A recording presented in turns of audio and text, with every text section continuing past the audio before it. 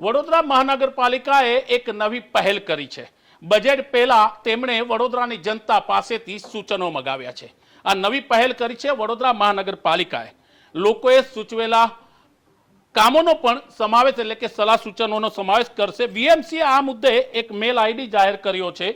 લોકોએ મનપાની અપીલને કહેવાય છે કે લોલીપોપ ગણાવી છે।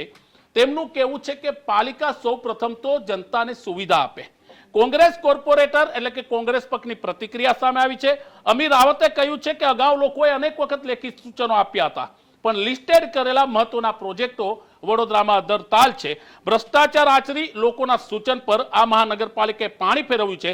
તેમણે કોંગ્રેસે આરોપ લગાવ્યો કે નગરપાલિકાએ વડોદરાની જનતાની હિતમાં એક પણ કામ કર્યું નથી। માનનીય વડાપ્રધાન શ્રી નરેન્દ્ર મોદી જ્યારે ગુજરાતના મુખ્યમંત્રી હતા અને હાલ કેન્દ્ર સરકારમાં વડાપ્રધાન તરીકે પોતાની જવાબદારી પ્રધાન સેવક તરીકે નિભાવી રહ્યા છે। એમના વિચારો મુજબ વિકાસ અને સુશાસન એ દેશ, રાજ્ય અને શહેરની પ્રગતિના મુખ્ય આયામો છે।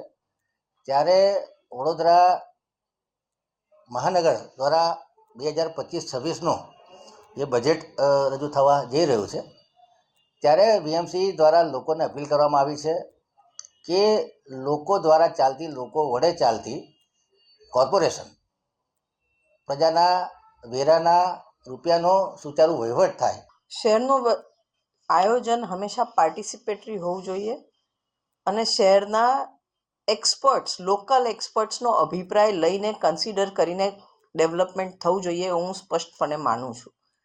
પણ વડોદરા શહેરમાં જે રીતના પાર્ટિસિપેશનનો પ્રોસેસ કરવામાં આવે છે એનો એક ઉદાહરણ આપું તો સ્માર્ટ સિટીનું પ્રોજેક્ટ હતો।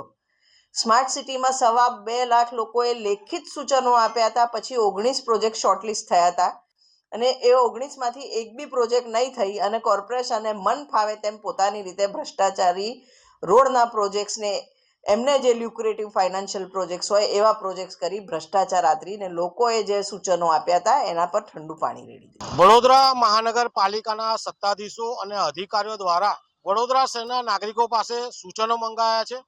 કયા કામો બાકી છે, કેવી રીતે કરવા જોઈએ, કયા વિસ્તારમાં થયા નથી। ત્યારે એવું લાગી રહ્યું છે કે વડોદરા શહેરમાં 30 વર્ષથી શાસન કરતા સત્તાધીશો અને અધિકારીઓ વડોદરા શહેરને પ્રાથમિક સુવિધાઓ આપી શક્યા નથી। આ એવું છે કે પોતાની જવાબદારી છે, પ્રજાએ તમને બટન દબાઈને મોકલેલા છે। પ્રજા તમને આ બધું કરવા માટે, રોજ પ્રજાના કામો કરવા માટે પ્રજા પોતાના વેરામાંથી 15,000 રૂપિયા તમને પગાર ચૂકવે છે અને તમે આ જવાબદારીથી છટકવા માંગો છો અને તમે લોકોના માથે નાખી દેવા માંગો છો।